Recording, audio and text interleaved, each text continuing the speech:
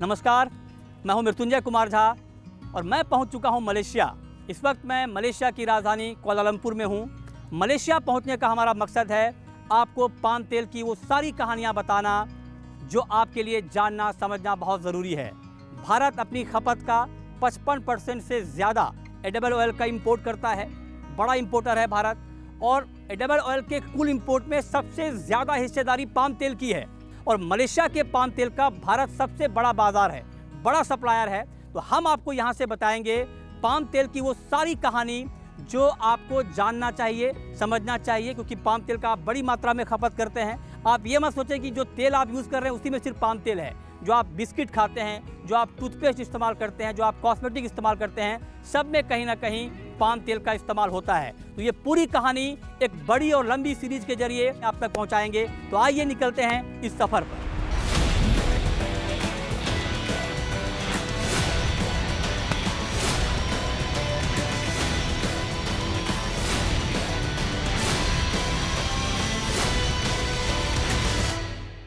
Palm तेल की series के इस एपिसोड में हम आपको बताएंगे कि पाम की खेती ने मलेशिया को आर्थिक तौर पर किस तरह से समृद्ध किया है, किस तरह से पाम की खेती ने यहाँ के लोगों की ज़िंदगी में एक बड़ा बदलाव लाया है।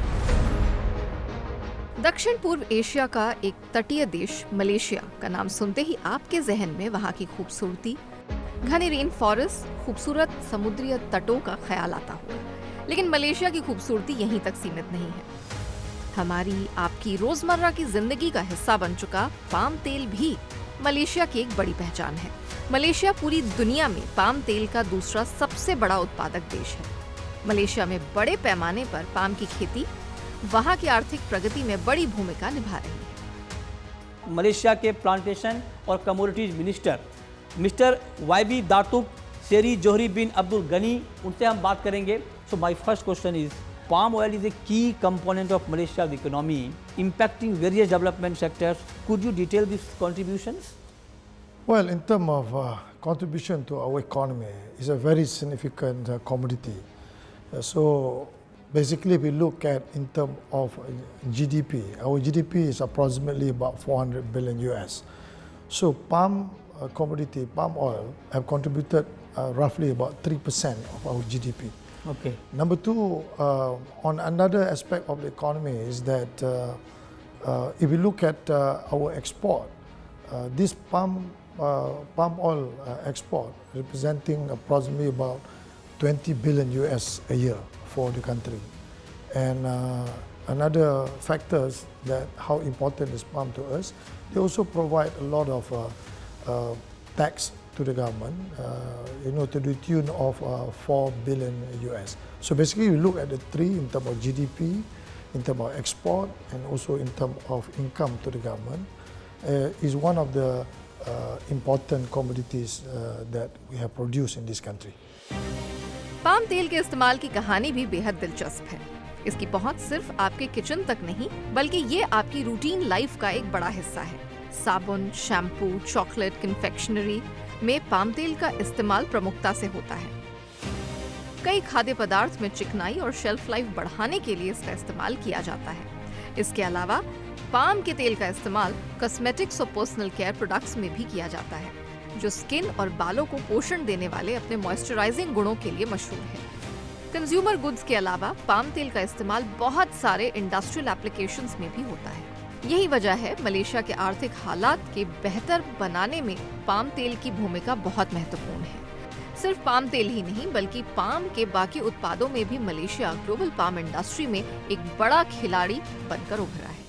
मिस्टर UR उन्नीथन, जो कि फाउंडर एंड CEO हैं समविन सॉल्यूशन मलेशिया के और प्रेसिडेंट हैं मलेशियन बायोडीजल एसोसिएशन के। तो आपका बहुत बहुत स्वागत है।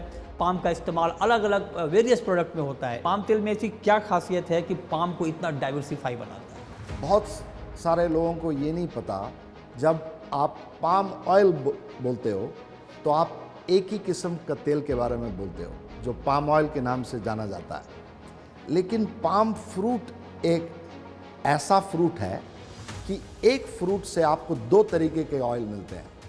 एक उसका जो फ्लैश होता है, उससे निकलता है पाम ऑयल जो एडिबल पर्पस के लिए करीब 80% यूज़ एडिबल के लिए होता है। और दूसरा उसके बीज से जो निकलता है उसको, उस बीज को हम पाम कर्नल बोलते हैं, उससे जो तेल निकलता है वो पाम कर्नल ऑयल बोलते हैं इसको। अब ये दोनों तेलों का फिजिकल, केमिकल और एप्लीकेशन प्रॉपर्टीज बहुत ही अलग है। अच्छा। इसीलिए पाम कर्नल ऑयल और उसके फ्रैक्शंस ज़्यादा ओलियोकेमिकल्स जैसे साबुन बनाने के लिए, शैम्पू, डिटर्जेंट्स, कॉस्मेटिक्स, इसमें ज़्यादातर पाम कर्नल ऑयल और उसके डेरिवेटिव्स जो हैं इसका इस्तेमाल होता है। ओके। और जैसे ये चॉकलेट कोको से जो बनता है, कोको का भी सब्स्टिट्यूट पाम से बन सकता है और वो भी ज़्यादातर पाम कर्नल ऑयल से होता है।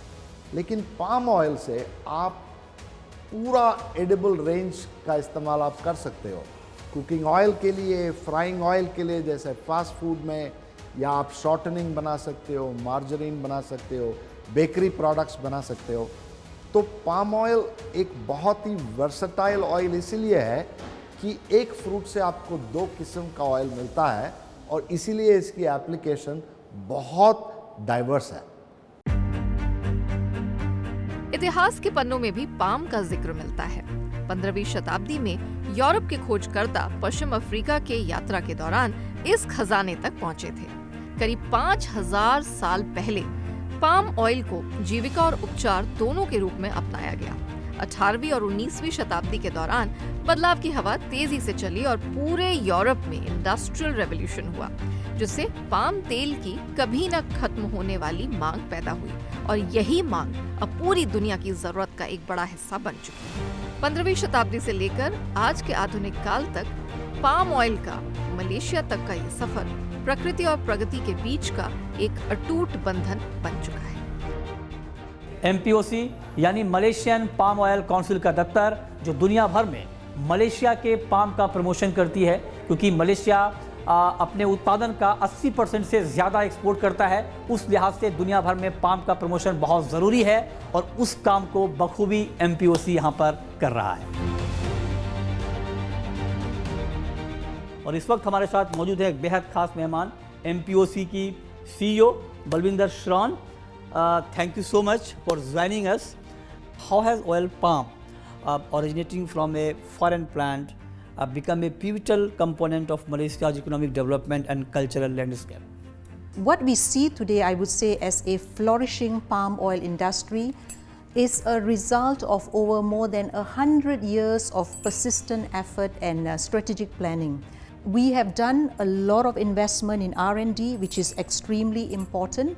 This has helped us to refine the cultivation, the processing techniques, and also it has helped us to increase the productivity and the quality of palm oil itself. But in addition to that, we also have a lot of good government policies in the form of incentives that have been provided, good infrastructure, and then there's a lot of regulatory framework. I would say all this in combination has helped for the expansion of the industry itself. Last year, we exported about 24 million tons of palm oil and palm oil products, and this was valued at about US 22 billion. This itself highlights the importance of this sector in meeting the food security of the global food security itself. What was the primary objectives behind the establishment of the Malaysian Palm Oil Council, and how has MPOC office in India contributed developing the market for Malaysian palm oil? Well, the Malaysian Palm Oil Council, or MPOC, was established with the goal of marketing and promoting naturally Malaysian palm oil. We are the official promotional arm of the palm oil industry here in this country. And our main goal is to increase Malaysian palm oil exports to international markets and also to educate our clients about the techno-economic benefits of using palm oil in the food manufacturing industry and also in the non-food industries. India particularly was one of the first regional office that we established way back in 1995, as Malaysia saw a huge potential in this market, And if we take a look at the palm oil imports over the years, for example, if we look at 1995 onwards, India's imports of palm oil at that time was about only 1 million metric tons. And if you take last year, 2023, this number has now increased to 9.45 million tons. 20वीं सदी की शुरुआत में सरकार की पहल और तकनीकी प्रगति ने मलेशिया को एक प्रमुख पाम ऑयल के उत्पादक के रूप में उभरने के लिए प्रेरित किया और दुनिया में इसकी पैंठ बनाई। 20वीं सदी के बीच तक आते ही पाम ऑयल ने अपनी वर्सेटिलिटी, अफोर्डेबिलिटी और बढ़िया पैदावार के दम पर प्रोसेस्ड फूड्स में अपनी पहचान बनाई और फूड इंडस्ट्री में एक मुख्य कंपोनेंट के तौर पर अपनी जगह बना ली है। Now, first is of course the poverty alleviation. And then you're able to take villages and farmers into becoming oil palm planters. And there's programs that the government actually sponsored initially. So that's on the planting side. And then on the manufacturing side, where before they were just producing palm oil for it to be exported as palm oil, we later then progressed into manufacturing or processing of that palm oil in the country, and we call it the downstream operation. And within downstream, there are many segments. So you can either just process an oil and then get it refined and export, or you can turn them into products. And the fact that palm oil is grown here, we've been able to attract food manufacturers to come in and set up shop in Malaysia. So you can see the value creation that has happened over time, from just mere planting into manufacturing and so forth. 1870 तक आते आते Malaysia, जो उस समय मालाया के नाम से जाना जाता था, पाम की खेती में रचने बसने लगा। मलेशिया हरे भरे ताड़ के पेड़ों से सज गया था, जिन्हें अंग्रेज पश्चिमी अफ्रीका से सजावटी पौधों के तौर पर लाए थे। शुरुआत में अपने खास गुण के लिए कीमती माने जाने वाले ये पेड़ जल्द ही एक परिवर्तनकारी यात्रा पर निकल पड़े। 1917 में मलेशिया के इतिहास में एक बेहद महत्वपूर्ण क्षण आया, जब सेलांगोर में पहला कमर्शियल प्लांटेशन शुरू किया गया। यह एक महत्वपूर्ण बदलाव का प्रतीक बना, क्योंकि अब पाम ऑयल केवल सजावटी नहीं बल्कि एक बड़ी खेती के लिए तैयार हो गया। Now, Malaysia has the advantage because firstly, the operation has been around for a long time, and we have regulators in place, licensing requirements in place, which will then allow us to know who the players are along that supply chain. So that's the first step in traceability, knowing who are the players. Second then is to make sure that you have around that group of players certifications. Now, certification can either be to show that you are sustainable, and what does it mean to be sustainable, and be able to carry that certification process up the value or down the value chain. This is what we call traceability. So the difference between Malaysia and maybe other countries though is that we have that level of traceability. 1960 के दशक में Malaysia ने strategic reforms की शुरुआत की, खास तौर पर फेल्डा लैंड सेटलमेंट योजना। इससे न सिर्फ पाम ऑयल की खेती को बढ़ावा मिला, बल्कि इकोनॉमी को भी नई दिशा मिली। इस पहल का मकसद था पारंपरिक निर्यात पर निर्भरता कम करना और मार्जिनलाइज्ड कम्युनिटीज को जमीन का मालिकाना हक देकर गरीबी कम करना। पाम के इस सफर में मलेशिया का एक्सचेंज बुर्सा मलेशिया डेरिवेटिव यानी BMD भी एक मजबूत साथी रहा है। BMD दुनिया का सबसे बड़ा पाम ऑयल एक्सचेंज है। BMD ग्लोबल लेवल पर मलेशिया के एक लीडर के तौर पर विकास का प्रतीक है। फिर क्या, 1970 और 1980 के दशक के दौरान मलेशिया अपने ग्लोबल स्टेटस को मजबूत करते हुए सबसे बड़ा पाम तेल एक्सपोर्टर बन गया।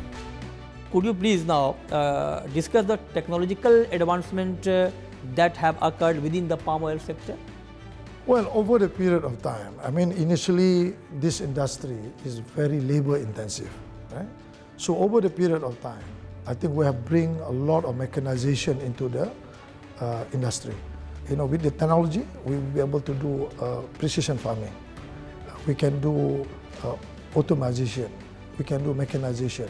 That will reduce number of foreign workers that we require in this country. So how does Malaysia enhance the trade and market access for certified sustainable Malaysian palm oil in accordance with the global sustainable standards? Well, basically we value about environment, you know, and anything that we do here, we always make sure that sustainability production of our palm oil is in sync with the world requirement. If you look at today, Malaysia is very committed looking at issues about environment vis-a-vis palm oil production. And I can tell you that as a country, we have this kind of target that by 2050, the country must have net zero carbon emission. So that is our own target in Malaysia. In what ways does the palm oil industry generate the employment and throughout various sectors in Malaysia? If you look at palm oil in Malaysia, I think we have approximately about 5.7 million hectares that we planted palm oil. And out of these 5.7 million hectares, if you look at, they're divided into two group of planters. One is a large and big scale companies representing about 73%, and then smallholders is about 27%. Now, if you look at the large companies, they employ approximately about 1 million employees. They provide employment of 1 million. And then for the smallholders, they provide approximately about 450,000 households that will be able to get an income or revenue from palm oil activities that they have done. ऐसा नहीं कि Malaysia सिर्फ palm की commercial खेती करता है, बल्कि उस खेती में मलेशिया पर्यावरण समेत बाकी नियम कानून का ठीक से पालन भी करता है। इतना ही नहीं, इस खेती के जरिए समाज को आर्थिक और सांस्कृतिक तौर पर भी मजबूत बनाने का काम करता है। मलेशिया में पाम की खेती करने वाली कंपनियां जंगलों के संरक्षण, लैंड रिस्टोरेशन और बायोडाइवर्सिटी कंजर्वेशन में भी आगे है। इसके जरिए लोगों को बेहतर स्वास्थ्य सेवाएं और शिक्षाएं भी मिलती हैं। इस पूरी प्रक्रिया में पाम कंपनियों के साथ-साथ छोटे पाम किसानों की भूमिका भी बेहद अहम है। What measures are implemented to ensure sustainable income for smallholders, and what best practices do they employ to maintain this sustainability? For the time being, for smallholders in Sarawak, especially in Sarawak, to maintain the sustainability for their yield or for their production, so we always continue give our smallholders education using the conference, using our any program for the smallholders. Like just recently, we use a program in Bintulu, joined by our YB Menteri, our KPK or minister from this Malaysia, and the program is very good for our smallholders.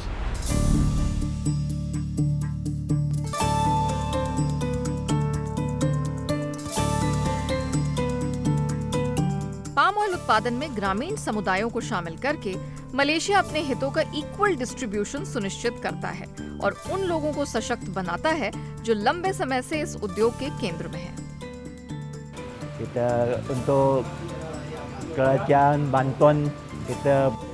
सरकार की मदद से हम palm की अच्छी उपज कर पा रहे हैं और हमारी आमदनी भी बढ़ रही है। हमारे पाम ऑयल की बेहतर क्वालिटी ज़्यादा उपज में मदद करती है। MSPO सर्टिफिकेशन की मदद से हम बेहतर क्वालिटी दे पा रहे हैं। पेस्टिसाइड्स और फर्टिलाइजर्स के लिए हम गवर्नमेंट की गाइडलाइंस मान के चलते हैं। इससे हमें काफ़ी लाभ हो रहा है।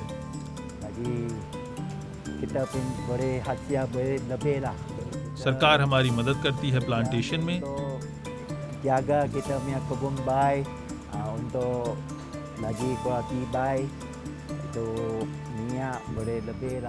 हम बेहतर क्वालिटी और बेहतर उपज सरकार और MPOB की मदद से हासिल कर पा रहे हैं। Ini kampung Maya bagus. Saya asal हमारा गांव काम्पुंग तिरम सिथाई है। sudah 40 lebih. मैं यहाँ 40 सालों से रह रहा हूँ। Ini kampung Maya baik. यहाँ चारों तरफ खुशहाली है। Sekeliling indah dan cerah. यहाँ बहुत सारी सुविधाएं अब उपलब्ध हो गई हैं। Ala sekolah, saya lah di kecil. अब यहाँ क्लिनिक्स और दुकानें खुल गई हैं। Ala kelai luncik. रोड्स भी अपग्रेड हो गए हैं, पहले से बहुत अच्छे हो गए हैं। Banyak cantik. Dulu kita sekolah. Schools भी बेहतर हो गए हैं। Sekarang suatu अब सारी फैसिलिटीज बेहतर हो गई है। semua suruhan meningkat lah. तो पाम तेल के इस एपिसोड में हमने आपको बताने की कोशिश की कि अफ्रीका से आया हुआ एक क्रॉप कैसे मलेशिया में अपना दबदबा बनाता है, कैसे अपनी पैठ बनाता है और यहाँ के लोगों को आर्थिक तौर पर समृद्ध करता है। हमने अलग अलग जानकारों से बात की, बड़े एक्सपर्ट से बात की और उनके जरिए आपको बताने की, समझाने की ये कोशिश की है कि पाम तेल ने किस तरह से यहाँ की ज़िंदगी को बदल दिया है। भारत और मलेशिया के बीच का सूत्रधार पाम तेल, इसको लेकर ढेर सारी कहानियाँ आगे के एपिसोड्स में।